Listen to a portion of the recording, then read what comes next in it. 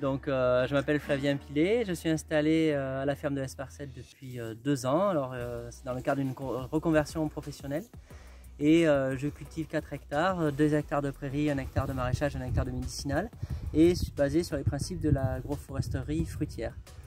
C'est-à-dire que j'utilise les arbres comme végétaux partenaires pour améliorer la structure du sol, pour améliorer pour générer un environnement qui va me permettre d'avoir moins de dessèchement éolien, d'apporter de la matière organique. Et à la fois les arbres fruitiers vont aussi profiter des cultures maraîchères, donc ils vont recevoir des amendements, de l'eau, et ils vont aussi être des refuges d'auxiliaires, puisqu'en agriculture, notamment en agriculture bio, il est vraiment très important d'avoir des auxiliaires de culture, donc par exemple des refuges à coccinelles, des refuges à oiseaux. Près du ruisseau, ça va être les cultures maraîchères. On peut voir les serres ici et puis les cultures de plein champ. Ensuite, sur une deuxième partie, donc dans les pentes, il y a plus les médicinales. Là, on voit de la lavande. Là, on voit la lavande qui a été plantée l'année dernière. Voilà. Et après, sur une autre partie, là, ça va être les oliviers, les figuiers qui ont été plantés récemment. Voilà. Et là-haut, c'est une terre très très calcaire. Alors globalement, la terre est argilo-calcaire ici. Réseau souterrain avec des regards qui me permettent d'accéder à l'eau. Ici je mets des peignes, donc c'est des tuyaux de diamètre 32. Et là après il va y avoir je positionne ici les goutteurs avec une petite vanette à chaque fois. Ce qui me permet vraiment de contrôler la consommation d'eau, c'est-à-dire que je peux arroser seulement une planche ou même une ligne ou même tout le champ. Quand je repique, j'utilise beaucoup de gouttes à gouttes. Donc l'idée c'est d'amener de l'eau dans le sol. D'accord. Donc je vais arroser 2-3 heures au goutte à goutte la première fois et puis après je vais repiquer. Je vais arroser en appui, des fois j'arrose manuellement avec par aspersion, mais juste avec un tuyau, hein, une pomme d'arrosage.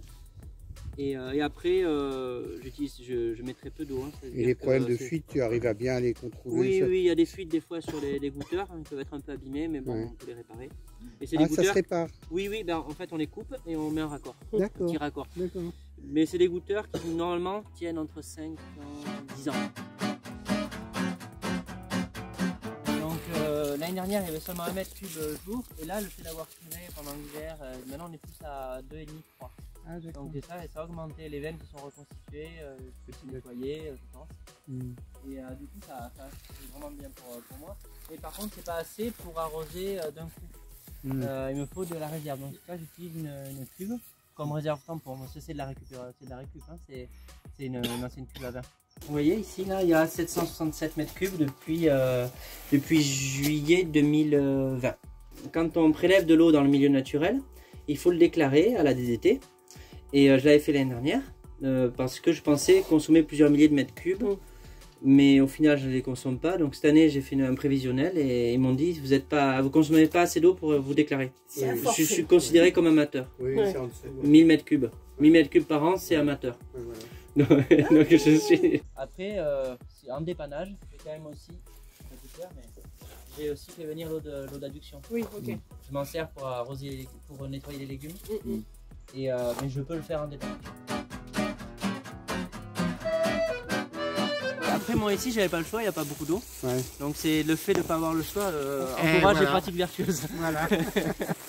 Et du coup non ici je pourrais le quantifier, mais il faudrait quand même avoir plusieurs années de recul pour bien le faire. Mais en tout cas ce que je peux dire c'est que sur presque 1 hectare de maraîchage, on va dire, il y aura 1 hectare à terme sur 70 arbres, on va dire.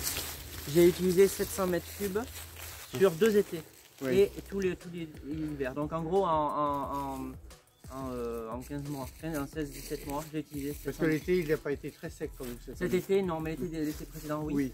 En été, le plus que j'ai fait, c'est 5 mètres cubes par jour, en plein été, donc avec les serres compris. Ça peut faire peur, mais c'est beaucoup moins compliqué qu'il n'y paraît, vraiment.